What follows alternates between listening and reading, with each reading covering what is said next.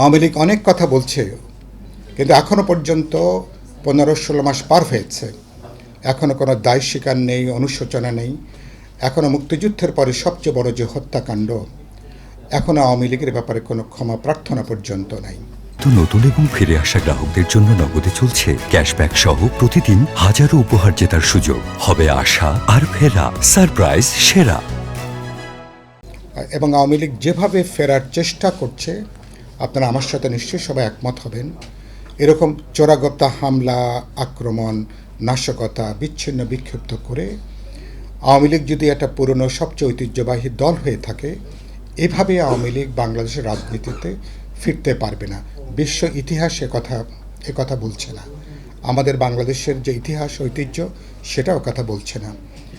আওয়ামী লীগকে ফিরতে গেলে তাকে রাজনৈতিকভাবে তাকে সেখানে ফেরা দরকার। আর একটা কথা আমি বলতে চাই, এখন যদি এসব নাশকতার কারণে দেশে যদি ধরে নির্বাচন ভেস্তে যায়, নির্বাচন ভণ্ডুল হয়ে যায়, বা ধরুন একটা অস্থিতিশীল অবস্থা তৈরি হয়, বাংলাদেশে যদি আফ্রিকান কোনো সিনড্রোম যদি তৈরি হয়, তাহলে কি আওয়ামী লীগের রাজনৈতিক পুনর্বাসনের কোনো সুযোগ আছে?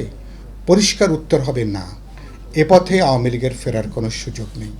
বরং যদি নির্বাচন হয় এবং যেদিন আমরা গণভোট নির্বাচন একই দিনে হবে, ভবিষ্যতে একটা রাজনৈতিক সরকার যদি দেশ পরিচালনার দায়িত্ব নেয়, সেই সমাজে আইসিটি ট্রাইব্যুনাল যাদের নামে মামলা নাই, ফৌজদারি কোনো অপরাধের মামলা নাই, আওয়ামী লীগের কর্মী, সমর্থক, ভোটারেরা যারা আওয়ামী লীগ করতে চান, তারা কিভাবে ভবিষ্যতে একটা বহুত্ববাদী একটা রাজনৈতিক সমাজ, একটা ইনক্লুসিভ সমাজ যেটা আমরা তৈরি করতে চাই আগামী 10, 20, 50 বছরের জন্য, সেই ডিসকোর্সে আওয়ামী লীগ কীভাবে ফিরবে এবং কিভাবে একটা রিকনসিলিয়েশনের প্রক্রিয়ার মধ্য দিয়ে তারা আসতে পারেন, এইটা একটা গুরুত্বপূর্ণ আলোচনা।